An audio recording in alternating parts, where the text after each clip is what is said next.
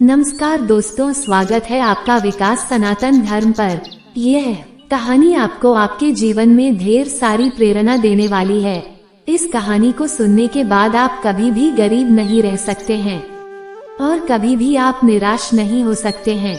दोस्तों, आप हर वो चीज पा सकते हैं जिसकी आप कामना करते हैं। जो लोग अपनी पत्नियों से बेइंतहा मोहब्बत करते हैं वो लोग इस वीडियो को जरूर देखिएगा। दोस्तों, हम यह नहीं कहते कि आप अपनी पत्नियों से प्रेम ना करो, प्रेम कीजिए, लेकिन दोस्तों इस वीडियो को भी आप पूरा देख लीजिए, इस वीडियो को भी आप जरूर सुन लीजिएगा। आज हम कहानी प्रस्तुत करने जा रहे हैं। दोस्तों, तुलसीदास जी की कहानी है। तुलसीदास का नाम तो आप सभी ने सुना होगा कि तुलसीदास एक बहुत ही बड़े संत हुए थे, जिन्होंने रामायण, रामचरितमानस ऐसे कई सारे ग्रंथों का निर्माण किया था, ऐसे कई सारे ग्रंथों की रचना की थी। कहानी शुरू करने से पहले जो लोग हमसे नए जुड़े हैं वो हमारे चैनल को सब्सक्राइब करें, अच्छे कमेंट करें, बेल आइकन को ऑन करें ताकि हर आने वाले वीडियो का नोटिफिकेशन सबसे पहले आपको मिले और आप इसका फायदा उठा सकें। शुरू करते हैं दोस्तों आज के प्यारी सी कहानियाँ और एक प्यारा सा वीडियो। दोस्तों, तुलसीदास जी के जीवन में एक समय ऐसा था कि वह आम लोगों की तरह आम इंसान थे। जब तुलसीदास का बचपन खत्म होता है और जब थोड़ी जवानी आती है तो तुलसीदास की शादी करा दी जाती है। दोस्तों, तुलसीदास की जो घरवाली थी उनका नाम था रत्नावली। रत्नावली के साथ तुलसीदास की शादी हो जाती है। शादी होने के बाद तुलसीदास रत्नावली से बेइंतहा मोहब्बत करते थे, अपनी पत्नी से बेइंतहा प्यार करते थे। तुलसीदास दिन भर गायों को चरा के लाते और शाम को यदि अपनी पत्नी को घर में नहीं पाते तो दोस्तों तुलसीदास बड़ा चिंतित हो जाते थे और अपने घरवाली को घर पर न पाकर वह चारों तरफ ढूंढते थे। और जब उनको घरवाली मिल जाती थी तो दोस्तों तब जाकर तुलसीदास के दिल में चैन आता था। तुलसीदास रोज गाय चराने के लिए जाते थे, लेकिन दिन भर अपनी पत्नी रत्नावली का ही नाम जपता रहते थे। वो दिन भर अपनी पत्नी को याद करता रहते थे। इसके विषय में ऐसा कहा जाता है कि तुलसीदास गए और चढ़ावे बिना याद लुगाई की आवे। मतलब कि तुलसीदास जो जब गाय चराने के लिए जाते थे वो अपनी पत्नी को ही याद करते थे। उनका काम यही था कि सुबह से शाम तक गायों को जंगल में चराते थे और शाम को गायों को घर पर लेकर आते थे। अब एक दिन तुलसीदास के घरवाली तुलसीदास से कहती है कि पति देव तीज का त्योहार बहुत नजदीक आ गया है और गांव में झूले पड़नी शुरू हो गए। सभी महिलाओं के भाई उनको लेने के लिए आए हैं, सभी बहन बेटियों के भाई उनको लेने के लिए जा रहे हैं, इसलिए मुझे भी मेरे पीहर जाना चाहिए। तब तुलसीदास अपनी पत्नी रत्नावली से कहते हैं, हे प्रिय, तुम मुझे छोड़कर चली जाओगी तो मैं किस तरह रहूंगा? आपके बगैर मुझे एक पल नहीं सुहाता और आपके बगैर मैं एक पल नहीं रह सकता। लेकिन रत्नावली कहती है कि पिया जी, बस कुछ ही दिनों की तो बात है, कुछ ही दिनों में मैं रुककर वापस फिर से आ जाऊंगी। तुम चिंता न करो, तुम दिन भर हंसी खुशी गाय चरा के आना और शाम को 2 वक्त की रोटी खाकर आराम से सो जाना। बस कुछ ही दिनों की तो बात है। यूं गई और यूं आई। तब तुलसीदास जी की पत्नी रत्नावली नहीं मानती तो तुलसीदास अपनी पत्नी को जाने की आज्ञा दे देते हैं। दोस्तों, तुलसीदास की पत्नी रत्नावली अपने पीहर को चली जाती हैं। उधर तुलसीदास गायों को लेकर जंगल में चराने के लिए चले जाते हैं। दोस्तों, अब दिन भर तुलसीदास अपनी पत्नी का ही नाम जपते रहते, रत्नावली रत्नावली रत्नावली रत्नावली। इसी तरीके से उनका दिन तो निकल जाता है और शाम के वक्त सभी गायों को लेकर अपने घर पर आ जाते हैं। जब घर पर आते हैं तो घर के दरवाजे बंद दिखाई देते हैं। अब तुलसीदास अपनी पत्नी रत्नावली का नाम लेता है, लेकिन दोस्तों रत्नावली वहां नहीं मिलती है क्योंकि रत्नावली अपने पीहर चली गई थी। अब तुलसीदास का दिमाग खराब हो जाता है। तुलसीदास को और कुछ नहीं दिखाई देता है, सिर्फ और सिर्फ अपनी पत्नी ही दिखाई देती है। अपने घर के दरवाजे बंद पाकर तुलसीदास का इतना दिमाग खराब हो जाता है कि तुलसीदास को एक पल भी चैन नहीं मिलता है। फिर भी किसी तरीके से अपने घर के दरवाजे को खोलते हैं और अपने घर के अंदर प्रवेश करते हैं। फिर तुलसीदास को घर में कुछ भी नजर नहीं आता है, सिर्फ और सिर्फ उनके घरवाली रत्नावली ही नजर आती है। दोस्तों, अब तुलसीदास एक टूटी चारपाई पर विश्राम करने लग जाते हैं। तुलसीदास को नींद नहीं आती है, बस तुलसीदास के ख्वाबों में उसकी घरवाली रत्नावली ही चल रही थी। तुलसीदास की आंखों की नींद उड़ जाती है और उनका घर उनको खाने के लिए दौड़ने लगता है।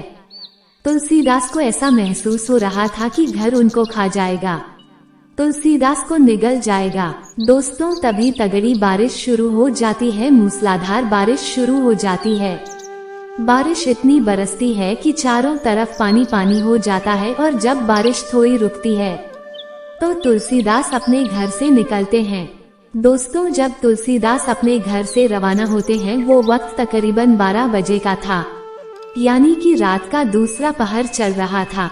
अब तुलसीदास अपनी पत्नी रत्नावली को याद करते हुए अपने घर के दरवाजे बंद करते हैं और अपने घर से अपनी पत्नी रत्नावली को याद करते हुए अपने घर के दरवाजे बंद करते हैं और अपने घर से अपनी पत्नी से मिलने के लिए रवाना हो जाते हैं। दोस्तों, तुलसीदास को एक पल का चैन नहीं था। तुलसीदास अब यही सोच रहे थे कि जितना जल्दी हो सके मैं अपनी पत्नी से मिलूं। दोस्तों, धीरे धीरे बारिश बरस रही थी और तुलसीदास नंगे पैर अपनी पत्नी से मिलने के लिए रवाना हो जाते हैं। बारिश की वजह से सारे रास्ते अस्त व्यस्त हो चुके थे, रास्ते में कीचड़ बना हुआ था। दोस्तों, तुलसीदास नंगे पैर दौड़ते हुए जा रहे थे। तुलसीदास के पाँव में कहीं कांटे लग जाते, कहीं पर पत्थर लग जाते और कई कीचड़ में पूरा सन चुका था। अब तुलसीदास चलते चलते आधे रास्ते में पहुंच जाते हैं। आधे रास्ते में जब तुलसीदास पहुंचते हैं तो दोस्तों, तुलसीदास के आगे एक नदी आ जाती है। तेज बारिश होने की वजह से नदी अपने उफान पर थी। नदी में इतना तेज पानी का बहाव था कि मानो हर किसी को वहां ले जाए। इतना तेज पानी नदी में आ रहा था। अब तुलसीदास नदी के किनारे खड़े हो जाते हैं और सोचने लगते हैं कि इस नदी को पार कर मैं अपनी रत्नावली तक कैसे पहुंच पाऊंगा, लेकिन पहुंचना मुझे जरूर है और जब तक मैं अपनी पत्नी से नहीं मिलूंगा तब तक मुझे चैन नहीं मिलेगा। तुलसीदास नदी के किनारे खड़े होकर यही सोच रहे थे। तभी तुलसीदास को पानी में एक नाव जैसी चीज बैठी दिखाई देती है। तब वो नाव पानी में बहती हुई तुलसीदास की तरफ आ रही थी। उसको देखकर तुलसीदास अपने मन में विचार करने लगते हैं कि मेरी पत्नी रत्नावली कितनी समझदार है। बेबी मुझसे बेइंतहा मोहब्बत करती है, उसको भी मेरे बगैर चैन नहीं है, इसलिए मेरे लिए मुझे नदी पार करने के लिए यह नाव भेजी है। लेकिन वो नाव नहीं थी, वह एक मुर्दा बहता हुआ रहा था। अब तुलसीदास उस मुर्दा को नाव समझकर और उस पर सवार हो जाते हैं। पानी के बहाव के साथ धीरे धीरे चलते हुए तुलसीदास नदी को पार कर लेते हैं और सिर्फ अपने मुख से रत्नावली अपनी पत्नी का नाम जपते रहते हैं। दोस्तों, मध्य रात्रि का समय हो चुका था। तुलसीदास अपने ससुराल तक पहुंच जाते हैं। जब तुलसीदास अपने ससुराल में पहुंचते हैं तो देखते हैं कि मकान के सारे दरवाजे बंद थे, हवेली के पूरे दरवाजे बंद थे। तुलसीदास को अंदर जाने का कोई मार्ग नजर नहीं आता है, कोई रास्ता नजर नहीं आता है। तब तुलसीदास मकान के पीछे जाते हैं, यानी कि अपनी ससुराल वालों की हवेली के पीछे जाते हैं। तो तुलसीदास देखते हैं कि किस कमरे में तुलसीदास की पत्नी रत्नावली सो रही थी। उस कमरे में एक मध्यम बहुत ही कम रोशनी में एक दीपक जल रहा था। अब इस दीपक को देखकर तुलसीदास बड़ा ही प्रसन्न होते हैं। सोचने लगते हैं कि मेरी पत्नी रत्नावली, उसको भी नींद कहाँ आ रही होगी, वो भी मेरे से मिलने का इंतजार कर रही है। मेरी पत्नी रत्नावली भी मुझसे बेइंतहा मोहब्बत करती है, इसलिए आधी रात तक जाग रही है और अपने कमरे में दीपक जला रखा है। दोस्तों, इसी बात को तुलसीदास जी सोचने लग जाते हैं। अब तुलसीदास जी को एक चिंता सताने लगती है कि मैं अपनी पत्नी तक पहुंची तो पहुंचे कैसे, क्योंकि चारों तरफ से दरवाजे बंद हैं, सभी लोग सोए हुए थे। तभी तुलसीदास जी को ऊपर से लटकती हुई एक मोटी रस्सी की तरफ नजर पड़ती है। अब उसे देखकर तुलसीदास बड़ा ही प्रसन्न होते हैं और सोचने लगते हैं कि मेरी पत्नी रत्नावली मुझसे कितना प्रेम करती है, वो भी मेरा इंतजार कर रही है, इसलिए मुझे ऊपर चढ़ने के लिए उसने रस्सी लटका दिया है। दोस्तों, वह रस्सी नहीं थी, वह एक काला अजगर सांप था जो पानी के नाले में होकर लटका हुआ था।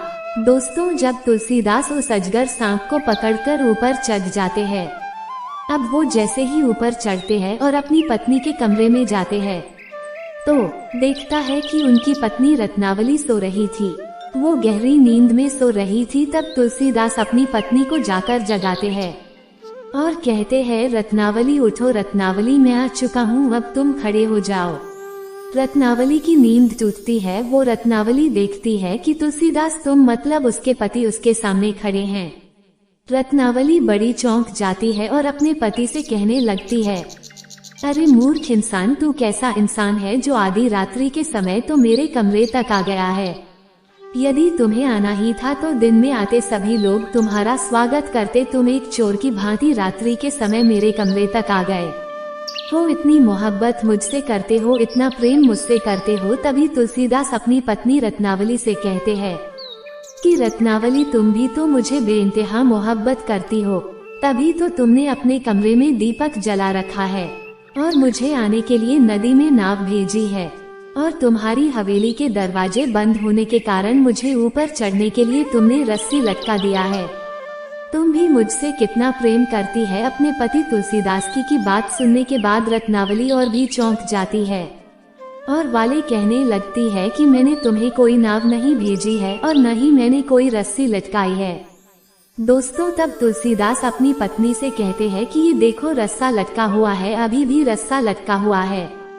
तब तुलसीदास की पत्नी रत्नावली उस रस्सी को जो देखती है तो वो रस्सा नहीं, काला सांप था, जिसको पकड़कर तुलसीदास अपनी पत्नी के प्रेम में अंधे होकर ऊपर चढ़ गए थे, मकान पर चढ़ गए थे, और जो पानी की नाव समझकर के नदी पार की थी वो नहीं, एक मुर्दा था। तब तुलसीदास की पत्नी अपने पति तुलसीदास से कहती है, अरे मूर्ख, जितना प्रेम तुम मुझसे करते हो, जो एक मुर्दा को नाव समझकर आ गए, एक सांप को रस्सा समझकर आ गए, इतने अंधे प्रेम में पागल हो गए। इतना प्रेम यदि तुम ईश्वर से करते तो तुम्हारी मुक्ति हो जाती, तुम्हारा जीवन सार्थक हो जाता। यदि इतना प्रेम, इतनी लगन तुम ईश्वर से लगाते। तब तुलसीदास अपनी पत्नी रत्नावली से कहते हैं कि रत्नावली, मेरी बात गौर से सुनो। तुलसीदास कहते हैं कि भूख न देखे जुठा और प्यास न देखे नदी का घाट, नींद न देखे टूटी खाट। रत्नावली, मैं तुमसे बेइंतहा मोहब्बत करता हूँ और तुम्हारे बगैर मुझे कुछ भी दिखाई नहीं देता, बस सिर्फ और सिर्फ तुम दिखाई देती है। तब रत्नावली अपने पति तुलसीदास से कहती है कि मूर्ख इंसान, यदि इतना प्रेम तुमने ईश्वर से किया होता, इतना लगाव तुमने ईश्वर से किया होता, तो तुम्हारा जीवन सार्थक हो जाता, साथ में मेरा जीवन भी सार्थक हो जाता। यदि तुम्हारे में थोड़ी सी भी लज्जा शर्म है तो इसी वक्त इस महल से निकल जाओ, मेरे घर से निकल जाओ और जाकर के भगवान की भक्ति करो। मेरे अंदर ऐसा कुछ नहीं है, मेरा ये मिट्टी का शरीर है, मरण धर्म मेरा शरीर है। इसके पीछे तुम इतने पागल हो रहे, इस पागलपन को छोड़ो और तुरंत इसी वक्त मेरे महल से निकल जाओ, मेरे घर से बाहर निकल जाओ। और जाकर के यदि तुम्हारी थोड़ी सी भी लज्जा है, थोड़ी सी भी शर्म है, और यदि तुम सच्चे मर्द हो तो आज के बाद मुझसे से प्रेम करना छोड़ दोगे, और जितना प्रेम तुमने मुझसे किया है उसमें से तनिक मात्र भी यदि तुम ईश्वर से प्रेम करने लगो तो तुम्हारी मुक्ति हो जाएगी। दोस्तों, तुलसीदास की पत्नी रत्नावली कैसी महिला होगी, कैसी स्त्री होगी जिसने अपने पति को इतना बड़ा ज्ञान दिया।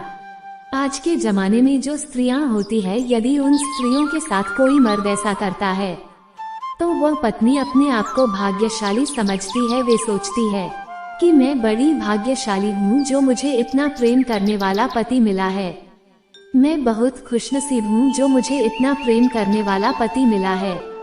आज की महिलाएं ऐसा सोचती हैं, लेकिन प्रियदर्शी को रत्नावली कितनी भाग्यशाली होगी जिसने अपने पति को एक ऐसी प्रेरणा दी कि उसका पति तुलसी से तुलसीदास बन गया और अपनी पत्नी का मोह त्याग करके भगवान की भक्ति में लीन हो गए। दोस्तों, अपनी पत्नी की इतनी बात सुनने के बाद तुलसीदास उसी वक्त अपनी पत्नी के महल से रवाना हो जाते हैं। दोस्तों, जो सच्चा मर्द होता है, जो सच्चा इंसान होता है, उसके दिल में एक ऐसी चोट लगती है, और ऐसा चोट तब लगती है जिसे हम बेइंतहा मोहब्बत करते हैं। अब यदि वही हमें दुत्कार कर भगा दे तो उसकी बात जैसे सीने में खंजर की तरह लगती है। ऐसा ही कुछ तुलसीदास के साथ हुआ था। तुलसीदास अपनी पत्नी रत्नावली से बेइंतहा मोहब्बत किया करते थे। अपनी पत्नी रत्नावली को बहुत ही चाहते थे, अपने प्राणों से भी ज्यादा चाहते थे। दोस्तों, जब रत्नावली अपने पति से ऐसा कहती हैं कि यदि तुम्हारे अंदर थोड़ी सी भी लज्जा है, थोड़ी सी भी लाज शर्म है, तो तुरंत मेरे महल से इसी वक्त निकल जाओ और जितना प्रेम तो मुझसे करते हो उसमें से कुछ क्षण मात्र भी यदि तुमने ईश्वर से प्रेम किया होता तो तुम्हारी मुक्ति हो जाती। दोस्तों, तुलसीदास के सीने में एक घाव जैसा हो जाता है और तुलसीदास उसी वक्त अपनी पत्नी रत्नावली को छोड़कर उसके महल से नीचे उतर जाते हैं। और दोस्तों, अब वो तुलसीदास जंगलों में चले जाते हैं और जंगल में जाकर के ईश्वर की भक्ति करते हैं, भगवान श्री राम की भक्ति करते हैं। दोस्तों, तभी तो कहते हैं तुलसी तुलसी सब कहे तुलसी बन की घास, कृपा होगी राम की तो बन गए तुलसीदास। दोस्तों, रत्नावली का पति अब तुलसी से तुलसीदास हो जाते हैं। प्रिय दोस्तों, प्रभु श्री राम की ऐसी कृपा हुई कि तुलसी से तुलसीदास बन जाते हैं। इसलिए कहते हैं कि अपनी पत्नी का इतना भी मोह मत रखो, इतना भी बेइंतहा प्रेम मत करो। दोस्तों, तुलसीदास के प्रथम गुरु उसकी पत्नी रत्नावली थी, जिन्होंने अपने पति को एक ऐसे मार्ग दिखाया, ऐसा एक भक्ति का मार्ग दिखाया जिससे तुलसी से तुलसीदास बन गए। और दोस्तों, तुलसीदास जी ने ऐसे ऐसे ग्रंथों की रचना की है, रामचरितमानस, रामायण, तुलसीदास जी ने ऐसे कई ग्रंथों की रचना की है। आज की कहानी इतनी है। कहानी अच्छी लगी हो तो वीडियो को लाइक करें और कमेंट